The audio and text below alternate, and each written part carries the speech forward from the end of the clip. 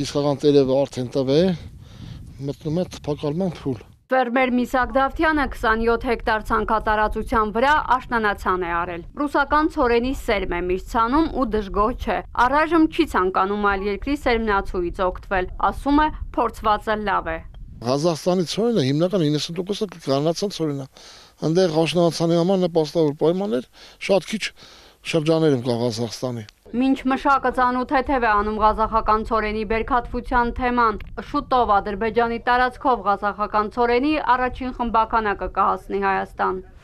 Պետական եկամուտների կոմիտեից հայտնում են Ակտաու Բաքու, այնուհետև Վրաստան Հայաստան երթուղով եկող ղազախական ցորենը դեռ մեր երկրի տարածք չի հասել։ Երբ եւ ինչ ծավալով։ Առայժմ պաշտոնական որևէ տեղեկություն պետական կառույցները չեն հայտնում։ Էկոնոմիկայի նախարարությունից միայն Էպիկենտրոնին ասացին, որ ղազախական հացահատիկներ մուծողը մասնավոր ընկերություն է։ Փակագծերը բացել չեն ուզում, թե որ ընկերությունն է։ Ասում են տվյալների տրամադրումը իրենց իրավասության շրջանակում չէ։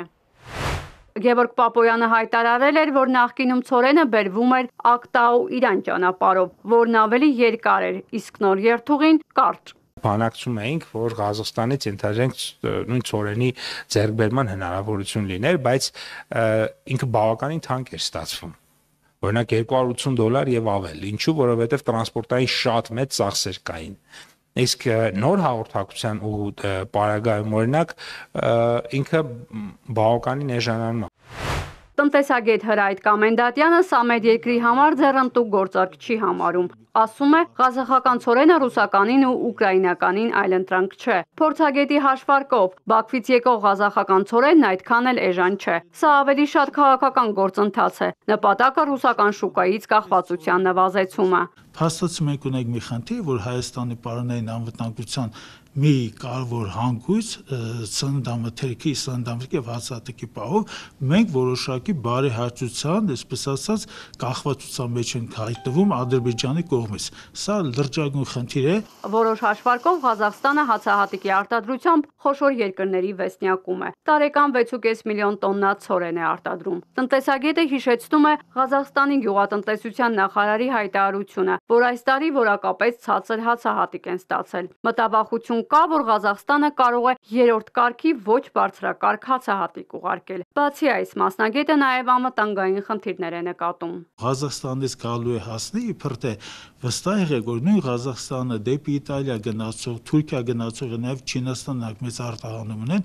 այդ կողմ գնացող բոլոր ծավալները բնականաբար նորմալ սերտիֆիկացված լաբորատորիաներում պետք է հետազոտեն։ Այդտեղ սերտիֆիկացիան լաբորատորիաներ Հայաստանի Հանրապետությունում չկան։ Վերջին 10 տարվա տվյալով Հայաստանում ցորենի արտադրությունը նվազում է։ 2023-ին հացահատիկի արտադրությունը նվազել է 47.4%։ 2024-ին արտադրության ծավալը կազմել է մոտ 120,000 տոննա։ Մեր հանրապետությունում հացահատիկի ինքնաբավության մակարդակը կազմում է 27.9%։ Այն ժամանակին լրացվում էր նաև Արցախից հասնող ցորենով։ 2019-ին շուրջ 50,000 տոննա հացահատիկ եւ հատիկընդեղեն է բերվել Արցախից։